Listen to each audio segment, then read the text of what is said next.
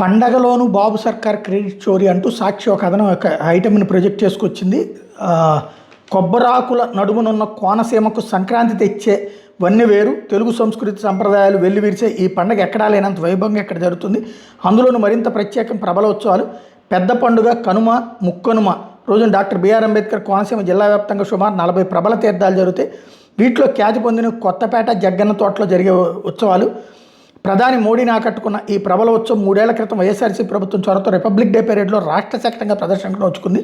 ఇప్పుడు ప్రపంచాన్ని సైతం ఆకర్షిస్తోంది. అయితే ప్రబల తీర్థాన్ని చంద్రబాబు ప్రభుత్వం తాజాగా రాష్ట్ర పండుగ గుర్తించి తమగంతగా ప్రచారం చేసుకుంటుంది. కానీ దీనివల్ల తీర్థానికి ప్రయోజనం ఏంటనేది మాత్రం స్పష్టత ఇవ్వలేదు. నిధుల మంజూరు విషయం ప్రస్తావన లేదు. రాష్ట్ర పండుగ గుర్తింపుతో గట్టి బందోబస్తు, ప్రోటోకాల్, లక్షలాది భక్తుల నియంత్రణ, పార్కింగు, పరిసరాల శుభ్రత, పారిశుద్ధ్యం, తాగునీరు వంటి పాలనా సౌకర్యాలు మాత్రమే కలుగుతాయని అధికారులు చెప్తున్నారు.